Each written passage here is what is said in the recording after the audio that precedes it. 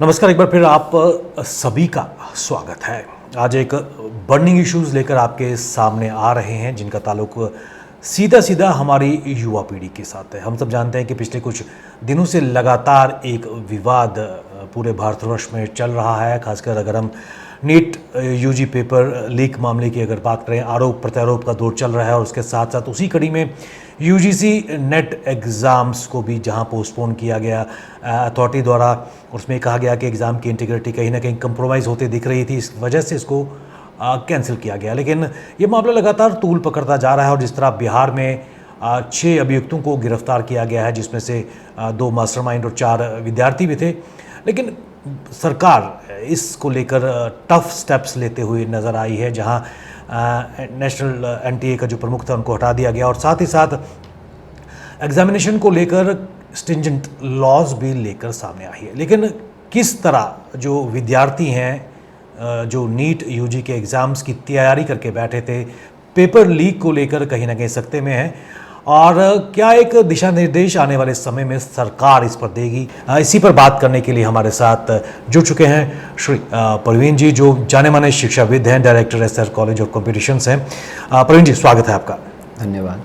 जो तस्वीर इस वक्त भारतवर्ष में निकल के आ रही है, खासकर जो आरोप और प्रत्यारोप लग रहा है, ये एलिज किया जा रहा है कि जो नीट यूजी का पेपर है लीक हुआ है और उसी कड़ी में यूजीसी नेट का पेपर भी पोस्टपोन किया गया, क्या कहेंगे सर?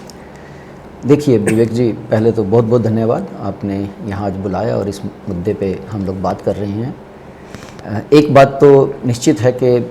बहुत एम्बैरेसिंग है गवर्नमेंट के लिए कि एक इस लेवल का एग्ज़ाम जो पूरे नेशनल लेवल पे एग्ज़ाम कंडक्ट किया जा रहा था, दैट हैज़ बीन कम्प्रोमाइज्ड। तो गवर्नमेंट के लिए थोड़ी मुश्किल तो है, लेकिन मैं इसके साथ साथ ये भी कहूँगा कि पहले जो सिस्टम था वो एक बड़ा डिसेंट्रलाइज्ड सिस्टम था। ये नेशनल टेस्टिंग एजेंसी जो है इसको बनाया गया 2016 में और तब से ये एग्ज़ाम कंडक्ट कर रही है और एक सेंट्रलाइज्ड सिस्टम लाया गया।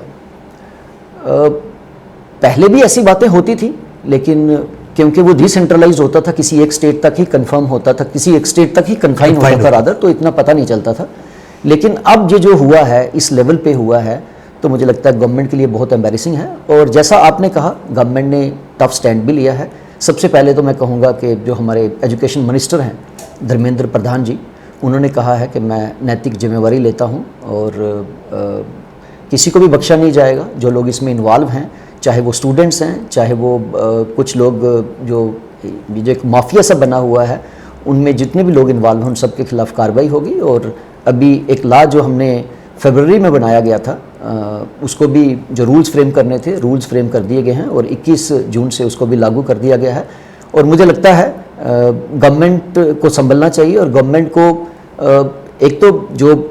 एनटीए है उसका जो स्ट्रक्चर है, उसके जो प्रोसेसेस हैं, जो डाटा मैनेजमेंट प्रोटोकॉल्स हैं और एग्ज़ाम का जो सिस्टम है, मुझे लगता है एक बार दोबारा से रिविजिट करने की ज़रूरत है और बहुत सारे स्टेप्स गवर्नमेंट को लेने चाहिए। प्रवीण जी, जिस तरह आपने कहा कि एक पहले डिसेंट्रलाइजेशन इसकी चलती थी, विभिन्न स्टेट्स अपने लेवल पे इस तरह के एग्जामिनेशंस कंडक्ट कर रहे थे, लेकिन जिस तरह नीट की अगर बात करें, फिर नेशनल टेस्टिंग अथॉरिटी की एजेंसी की अगर बात करें और एक सेंट्रलाइज तरीके से ये प्रक्रिया चल रही थी, कहीं ना कहीं कोताहियाँ नज़र आ रही हैं। लेकिन सरकार जिस तरह टफ स्टैंड ले रही है और एग्जामिनेशन को लेकर जो कानून सामने आया है, प्रिवेंशन ऑफ अनफेयर प्रैक्टिसेस और एक्ट को लेकर बात की जा रही है, जिसमें प्रावधान भी है 1 करोड़ रुपए का फाइन और 10 साल की सज़ा भी है और खासकर जो कॉपी है करने के लिए जो करते हैं हम 3 से 5 लाख का उसमें जुर्माना भी है। तो क्या इतने टफ स्टैंड जो सरकार ले चुकी है, खासकर फरवरी में जो लॉ एक्ट सामने आया था और उसको लेकर इस बार फिर इस पे बात की जा रही है, क्या इससे कोई दूरगामी इफेक्ट पड़ेगा, कर्ब की जा सकेंगी जो मॉल प्रैक्टिसेस खासकर एग्जामिनेशन सिस्टम में देखने को मिलती है? देखिए, सिर्फ लेजिस्लेशन के होने से काम नहीं चलता। अगर हम सोचें कि लॉ बना दिया गया है और सब कुछ ठीक हो जाएगा, ऐसा नहीं है। मैंने जैसे पहले कहा कि जो एनटीए है उस ऑर्गेनाइजेशन की जो स्ट्रक्चरिंग है और जो प्रोसेसेस हैं, जो एग्ज़ाम का सिस्टम है, उस सब में बहुत सारे रिफॉर्म्स लाने पड़ेंगे ताकि आने वाले समय में इस तरह की कोई दोबारा से कोताही ना हो पाए। जिस तरह जिन बच्चों ने एग्ज़ाम्स भी दिए थे, काफ़ी हतोत्साहित डिसकंटेनमेंट उनमें नज़र आ रही है, क्या कहेंगे, किस प्रकार उनको एड्रेस करने की ज़रूरत है? आपने शिक्षा मंत्री, केंद्रीय शिक्षा मंत्री का जिक्र किया, उनकी कितनी एक रिस्पॉन्सिबिलिटी और एक मैसेज, एक पोस्चर गवर्नमेंट की तरफ से क्या होना चाहिए? देखिए, एक बात तो पक्की है कि ये जो जिस लेवल पे एग्ज़ाम होता है और जितने बच्चे इस पे अपीयर होते हैं लाखों के हिसाब से, आई थिंक 24 लाख के करीब स्टूडेंट्स थे जो इसमें अपीयर हुए, और सीट्स जो हैं वो number that varies, I think 1 lakh के करीब करीब सीट्स हैं। अब यहाँ डिमांड ज़्यादा है और सप्लाई कम है, तो जो लोग चांसेस रहते हैं, जो लोग इसमें इन्वॉल्व होते हैं, कहीं ना कहीं जिनको मौका मिलता है वो कोशिश करते हैं आगे निकलने की, लेकिन ये सब गवर्नमेंट के ऊपर है, गवर्नमेंट किस तरह से कितना स्ट्रिक्टली इसको डील करती है। दूसरा, जो भरोसा टूटा है उस भरोसे को, जैसे मैंने पहले भी कहा कि हमने जब एजुकेशन मिनिस्टर को शुरू में तो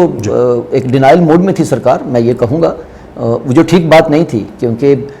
शुरू में उन्होंने कहा कि ऐसा नहीं है, कोई पेपर लीकेज नहीं हुआ है, लेकिन पेपर लीक हुआ था, that has been compromised at places, student सामने आए हैं। और अब तो जैसे आपने भी कहा कि कुछ लोगों को अरेस्ट भी किया गया है, स्टूडेंट्स भी जो इन्वॉल्व हैं, अमाउंट तक पता चल गया है कि कितना कितना अमाउंट उन्होंने पे किया है।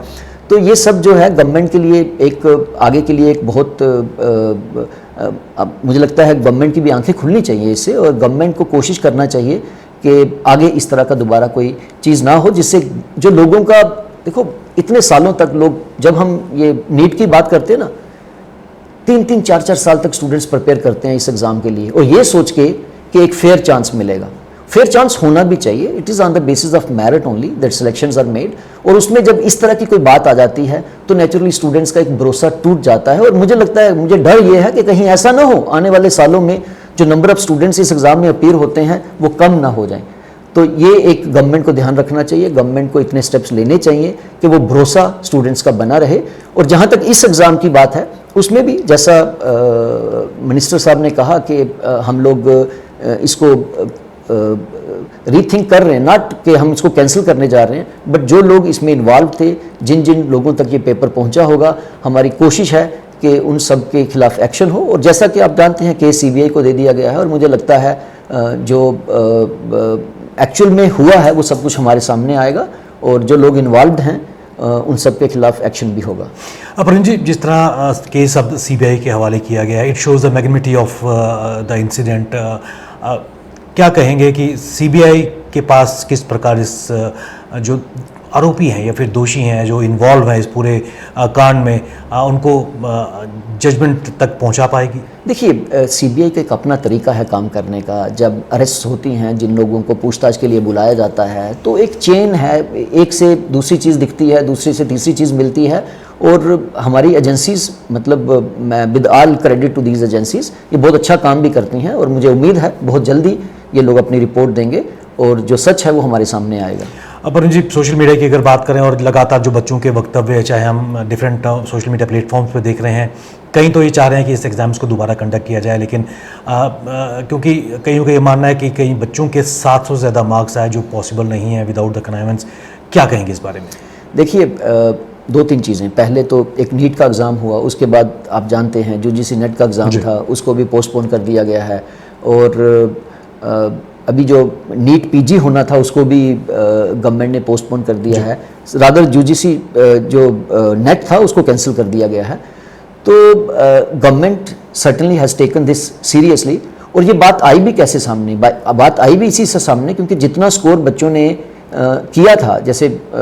बता रहे थे कि 67 स्टूडेंट्स हैं जिन्होंने 720 आउट ऑफ 720 लिया है, और जबकि नॉर्मल कोर्स में ये नंबर 1 से 3, या कभी कभी तो ऐसा होता था कोई भी स्टूडेंट नहीं होता था जिनको 100% मार्क्स मिलते थे।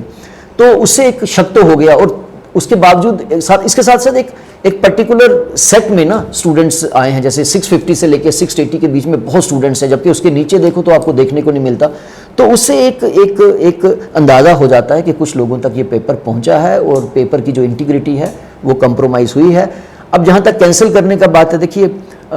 Matter is with the CBI। I am not privy to all that information which is available and जो उनको मिलने वाली है। तो मुझे लगता है सरकार वो सारी इंफॉर्मेशन को देख के कि किस हद तक इस एग्ज़ाम की इंटीग्रिटी कंप्रोमाइज़ हुई है, उसको देख के गवर्नमेंट डिसीजन लेगी, क्योंकि पेपर कैंसिल करना भी कोई बहुत आसान बात नहीं होती। एक तो है जिन लोगों ने सफ़र किया है, एक वो लोग हैं जिन्होंने जेन्युइनली प्रिपरेशन करके साल 2-2 साल लगा के उस एग्ज़ाम को दिया है, तो उनका भी कंसर्न है। तो मुझे लगता है गवर्नमेंट जो गिवन सर्कमस्टांसेस में बेस्ट होगा ना, वो गवर्नमेंट करेगी, और ऐसा हम उम्मीद करते हैं गवर्नमेंट से कि गवर्नमेंट ऐसा करेगी। प्रवीण जी, ये जो पैन इंडिया लेवल पे ये एग्ज़ाम्स और उसके साथ साथ जो आरोप लगाए जा रहे हैं उसको लेकर जम्मू कश्मीर और खासकर जम्मू के हिसाब से भी कुछ समय पहले भी यहाँ पर एक एग्ज़ाम्स को लेकर, खासकर रिक्रूटमेंट बीएसएफ को लेकर बड़ा शोर मचा था, कई लोग पकड़े गए थे, लेकिन अभी तक जम्मू के यूथ यही सोच रहे हैं कि उनको क्या उस अंजाम तक पहुँचाया गया है जो लोग कहीं ना कहीं इस एग्ज़ाम्स की धांधलियों में जुड़े हुए थे। नहीं, मैं मानता हूँ बिल्कुल, यहाँ भी कई एग्ज़ाम्स की इंटीग्रिटी कंप्रोमाइज़ हुई है और कुछ एग्ज़ाम को कैंसिल भी किया गया है। देखिए विवेक जी, जो प्रोसेस में इन्वॉल्व हैं वो भी ह्यूमन बीइंग्स हैं, बिल्कुल, है ना, और जो लोग चाहते हैं ऐसा ना हो वो भी सिस्टम का हिस्सा हैं। तो मुझे लगता है जो लोग चाहते हैं ये सिस्टम साफ़ सुथरा होना चाहिए, जो ऑफिशियल्स भी हैं उनको हमें सपोर्ट करना चाहिए ताकि आने वाले समय में ऐसा कुछ ना हो। पर जी, क्योंकि आप एक जाने माने शिक्षाविद हैं, आपका एक रेप्यूटेड इंस्टीट्यूट जम्मू में चल रहा है, बच्चों के साथ आपकी भी इंटरेक्शन होती है, तो किस तरह का फीडबैक आपके पास पहुंच रहा है? देखिए, फीडबैक नेचुरली जब कोई पेपर कंप्रोमाइज़ होता है, लीक हो जाता है, तो स्टूडेंट्स हताश तो होते ही हैं, उनको, क्योंकि उनके पीछे बहुत मेहनत होती है, और मेहनत इस तरह से होती है, स्टूडेंट्स किस तरह से प्लेस्ड हैं ये मतलब जब आप उनसे मिलते हैं तो पता चलता है। कोई छुट्टी लेके पढ़ रहा है, कोई अपना काम छोड़ के पढ़ रहा है, मतलब एक नौकरी में ऑलरेडी है और किसी अच्छे एग्ज़ाम के लिए तैयारी कर रहा है, फिर वो कहीं कोचिंग ले रहा है, कहीं जाके अलग से बैठ के कमरा किराए पे लेके पढ़ाई कर रहा है, तो इतनी सारी चीज़ें हैं। तो जब उसको ये पता चलता है कि भाई ये एग्ज़ाम कंप्रोमाइज़ हुआ है, तो उसका जो भरोसा है वो टूटता है। तो मुझे लगता है हमारे प्रोसेसेस, हमारे सिस्टम्स, हमारे ऑफिशियल्स ऐसे लोगों को डिप्यूट करना चाहिए इन ऑर्गेनाइजेशंस में, those who are full of integrity, ताकि एक अच्छे तरीके से एग्ज़ाम कंडक्ट हो और लोगों का जो भरोसा है वो बना रहे। बाई एंड लार्ज देखिए, हमारी पीएससी है, यूपीएससी है, बहुत अच्छा काम कर रही है, कभी ऐसा सुनने को नहीं मिला कि कोई ऐसी कोई गड़बड़ हुई हो। तो यूपीएससी में भी जो नंबर अपीयर होता है, अगर हम सिविल सर्विसेज की बात करें सिर्फ, तो 10 लाख कैंडिडेट्स हैं जो फॉर्म फिल करते हैं, है ना। तो इतना बड़ा एग्ज़ाम पूरे ऑल ओवर इंडिया कंडक्ट किया जाता है। तो इस ऑर्गेनाइजेशन को भी जो एनटीए है, एनटीए की प्रॉब्लम ये है कि ये कॉन्स्टिट्यूशनल बॉडी नहीं है, ये स्टैट्यूटरी बॉडी नहीं है, एक सोसाइटी बना दी है। तो जिस तरह की क्रेडिबिलिटी इंस्टीट्यूशन की होती है, मुझे लगता है कहीं ना कहीं उसको एक धक्का लगा है और गवर्नमेंट को इसके बारे में सीरियसली सोचना चाहिए। पर जी, चलते चलते क्या वक्त की मांग ये है कि जो नेशनल टेस्टिंग एजेंसी है, समय के साथ उसको रिवैम्प किया जाए और कहीं ना कहीं स्टैट्यूटरी दर्जा दिया जा सके, ताकि आने वाले समय में जो बच्चों की मेहनत और उनका भरोसा न टूटे? बिल्कुल बिल्कुल, स्टैट्यूटरी बॉडी बना सकते हैं, कॉन्स्टिट्यूशन में इसको स्टेट हम रिकॉग्निशन दे सकते हैं।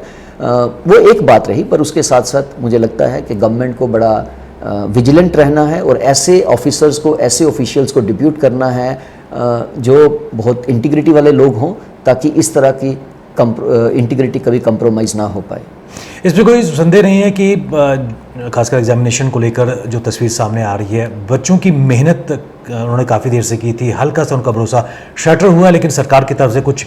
डिज़ास्टर मैनेजमेंट या कंटीजेंसी प्लान्स और तैयार किए गए हैं, नेशनल टेस्टिंग एजेंसी के हेड को हटाया गया है, स्ट्रिंजेंट लॉज लाए गए हैं, लेकिन कहीं ना कहीं जो बच्चों का भरोसा है और खासकर जो इंटीग्रिटी ऑफ एग्जामिनेशन सिस्टम पूरे भारतवर्ष में है, उसको मेंटेन करने की आवश्यकता है। प्रवीण जी, आप हमारे साथ स्टूडियो में आए, वैल्यूएबल इन्फॉर्मेशन खासकर एग्जामिनेशन और उसके सिस्टम को लेकर की आपका बहुत बहुत धन्यवाद। धन्यवाद।